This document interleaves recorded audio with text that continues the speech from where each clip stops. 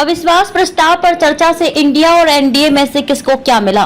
देश 2024 के चुनाव की ओर बढ़ रहा है। ब्रांड मोदी के सामने कौन होगा? इस सवाल को हल करने के लिए हाल ही में बने नए गठबंधन ने लोकसभा में अविश्वास प्रस्ताव लाकर बड़ा सियासी अखाड़ा तैयार किया।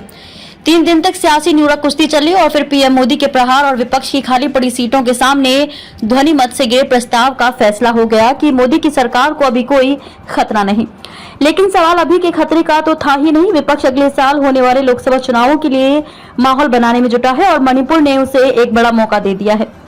नया नवेला विपक्षी गठबंधन Indian national developmental inclusive alliance यानी इंडिया संसद में अविश्वास प्रस्ताव के जरिए सियासत का नया अध्याय लिखने उतरा था।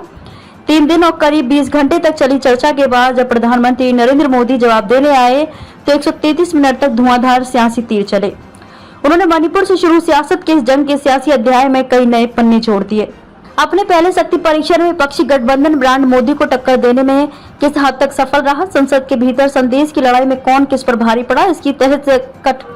इसकी तह में जाने से पहले ये जानना जरूरी है कि भारतीय जनता पार्टी के पास बहुमत के लिए 273 के जादुई आंकड़ों के मुकाबले कहीं अधिक 300 से भी ज्यादा सीटें हैं।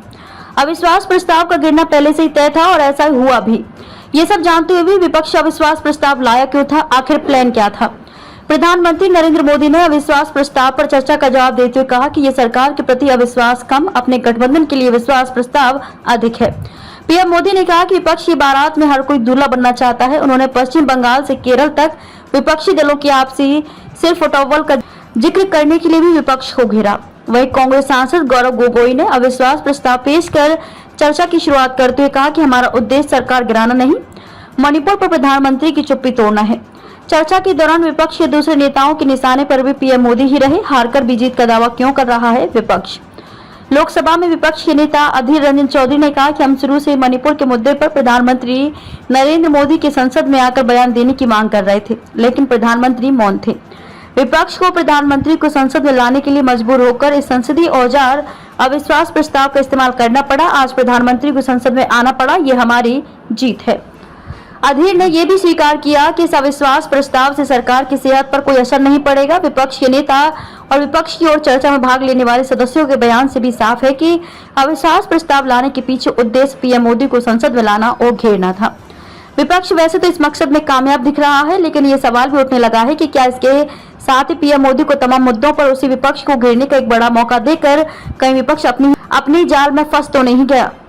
आपदा में अफसर का सियासी दांव और शक्ति परीक्षण।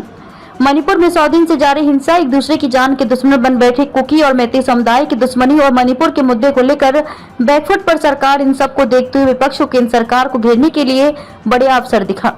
विपक्षी नेताओं को लगा कि नए नवेले गठबंधन की संसद में ताकत दिखाने का ये बढ़िया मौका है। मणिपुर में भी बीजेपी की सरकार है। पार्टी लगभग हर चुनाव में डबल इंजन, ट्रिपल इंजन की सरकार का मॉडल आगे कर तेज विकास की सुनहरी तस्वीर का स्केच दिखाकर चुनावी नैया पार कराने की कोशिश करती है।